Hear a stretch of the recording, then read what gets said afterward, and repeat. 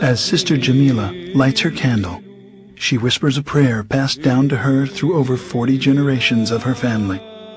The rising smoke carries her prayer high into the heavens. She is a member of the original Christian church, started almost 2,000 years ago. But what happened to this original church, and where do we find it?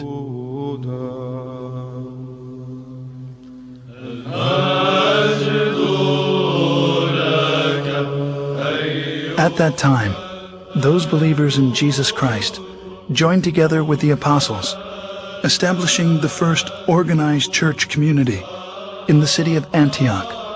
It is there in Antioch that they were first called Christians, as stated in Acts 11:25.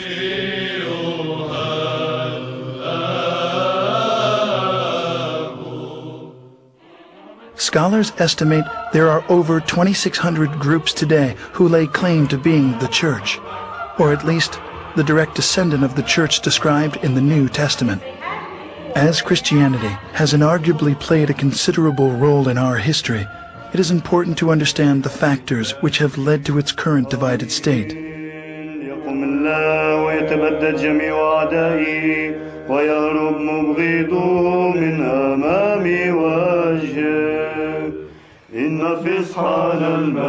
With the birth of the Church of Jesus Christ at Pentecost, the apostles made many missionary journeys.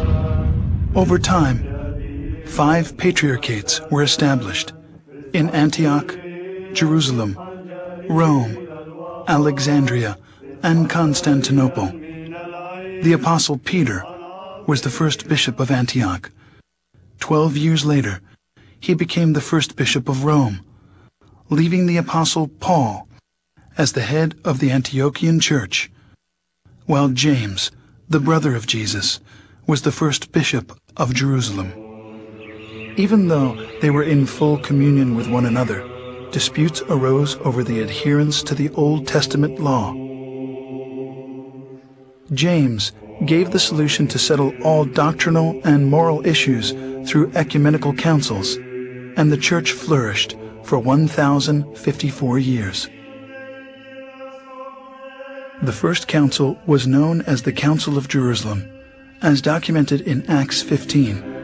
In the history of the Christian Church, we find scores of such councils, establishing its canon laws, which the Orthodox regard as the faith of the apostles, faith of the fathers, faith of the Orthodox, the faith which has established the universe. Heresies, disputes, numerous wars, and much persecution constantly challenged the early fathers of Orthodox Christians.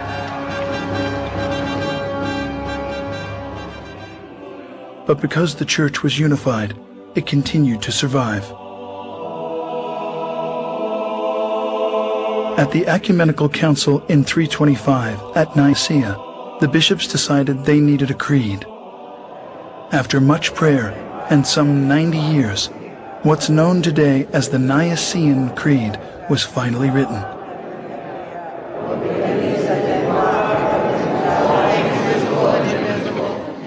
One Lord Jesus Christ, the Son of God, the only God, begotten of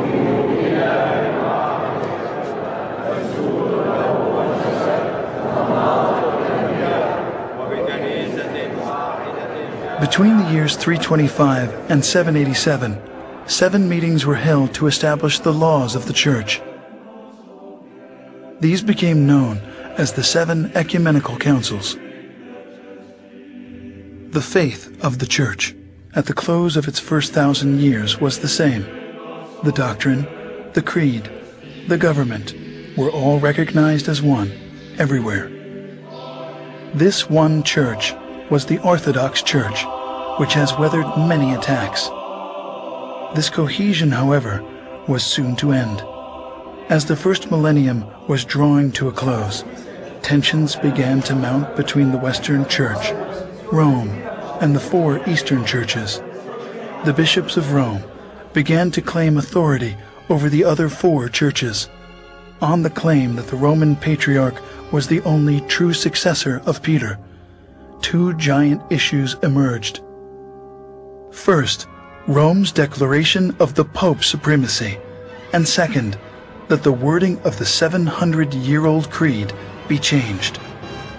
As disunity led to conflict, a cardinal was sent by the Roman bishop to slap a document on the altar of the church in Constantinople during a Sunday worship, excommunicating the Patriarch of Constantinople from the church. The final consequences of these tragic events was a massive split. The Great Schism occurred in the year 1054.